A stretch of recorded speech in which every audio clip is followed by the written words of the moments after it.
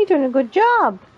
Bod and Pinky and their friend have been putting chalk in water and seeing what colours they get.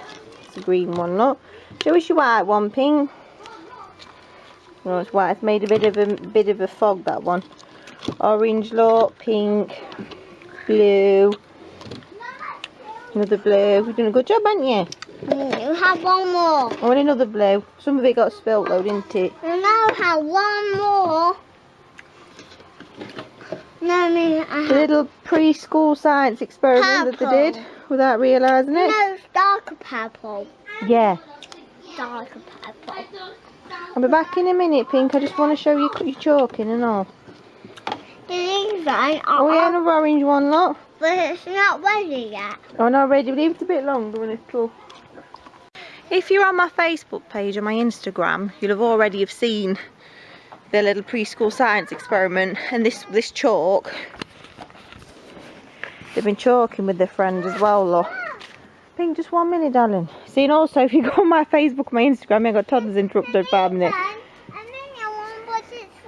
Oh yeah, we're Pinky and their friend and Bod were chalking, look. And you see the mum and their friend's mum did a minion, but it got a bit wet, didn't it? Yeah, and Bod rubbed and I think a chicken's pooed on it. And Bod rubbed it in. Yeah, see, still tell it's a minion. I was just saying, like, especially with younger kids, learning doesn't have to look like workbooks. It can look like play, and it can look like everyday life learning. And we'll make some teeth in a minute, darling. See, this just looks like chalking, doesn't it? And play. But A P for Pinky. P for Pinky, for Pinky. Do you remember that one is? Yeah.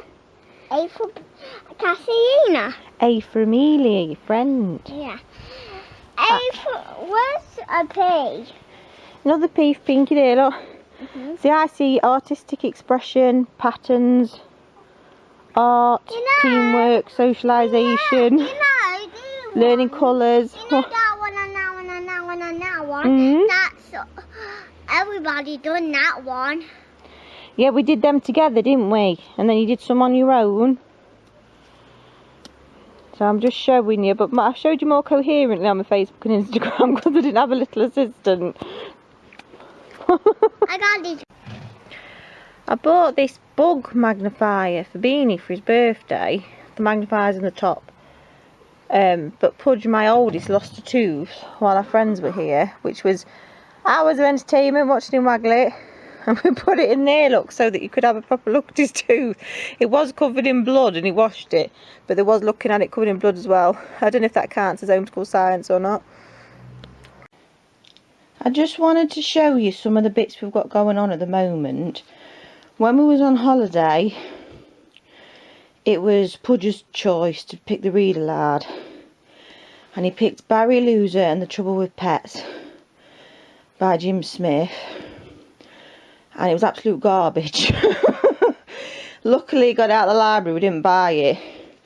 It says it's along a similar vein to A Diary of a Wimpy Kid.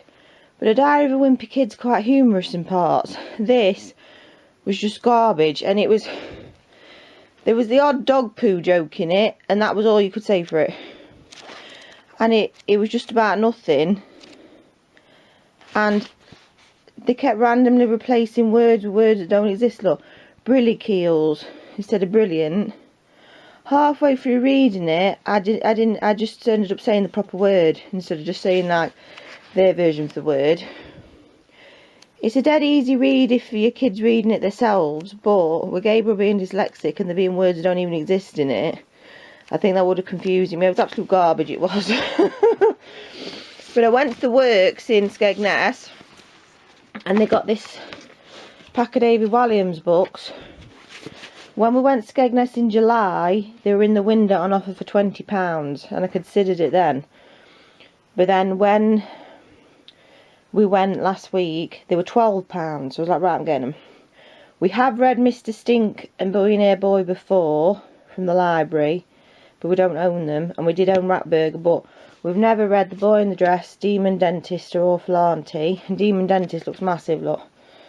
We're halfway through The Boy in the Dress, which was David Walliams' first book. And the kids are enjoying it. You'd be forgiven for thinking it's full of agenda if you're not familiar with David Walliams, but it's really not. It's about a boy whose mum left and everything's grey and depressing and upsetting at home, and he just wants a bit of excitement and fun, really. But there's been a lot of, I'm not into this cancel culture business anyway, but there's been a bit of backlash about David Walliams. But I think all the books of his that I've read, which isn't all of them, have had important messages in them. They've been told in a silly way, but that's because they're for kids. Like Mr. Stink's about homeless people, and they've all got a story. Billionaire Boy's about you can't buy people. Gangster Granny, which isn't here, is about looking after the elderly.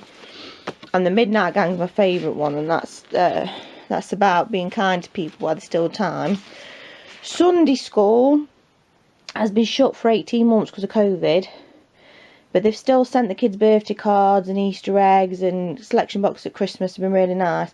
And they went back yesterday, and Bod, who's 5, was old enough to go now, and he was really excited. That's Bod's sorry card. I said to him when they come out, I says to Pudge, why are you doing sorry cards? And Gabriel just went, you know, Pudge, you just went, oh, Jesus and that. So hopefully they learnt something. Apparently Bod was really well behaved in church.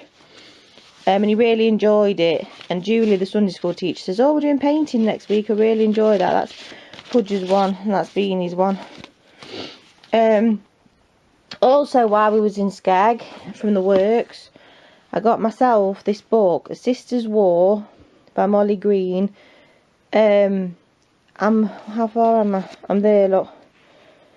It's about this girl who volunteers to work on the inland waterways on the canals during World War II, and I'm really enjoying it.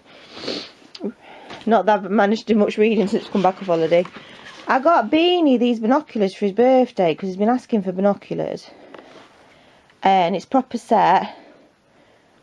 Because he loves looking at birds and things. So I can't wait to go down our local nature reserve with him. I also got these for Beanie for his nature study because he likes nature. Little children's nature activity book. I don't know if this is going to be too easy for him, but I thought it might have some interesting nature bits in it for him and ideas of things to do. And the other one was Look and Find in the Forest. And I got them both from Aldi quite cheap, but they're both Usborne books, look, so they would have cost a bomb if I'd have got them new.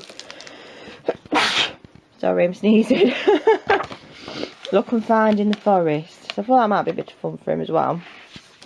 And also, you know, books, if when he's done with them, the other kids can read them if they want. And I got him this, but I'm not totally sure what's involved. Nature Explorer Tracking Kit. Learn how to identify different animal prints, learn how to match prints to animals, make a plaster cast of an animal print and paint, play the tracking card game, interactive nature tracker poster activity. So I think I'll enjoy that as well. So that's what we've got going on at the minute. Now we're back off holiday. I'm hoping to start then, you know, do a bit more nature stuff with him. Now it's the beginning of autumn. I was going to say something else to you, but I've totally forgot. That's my little preschool life learning, what resources we've got at the moment, update. You know what? Sunday school teacher didn't realise I was pregnant. It was only when I picked the boys up from Sunday school. She were like, oh, the kids say you're pregnant. And I'm like, yeah, I'm pregnant, I'm not fat. Someone at door. I see you next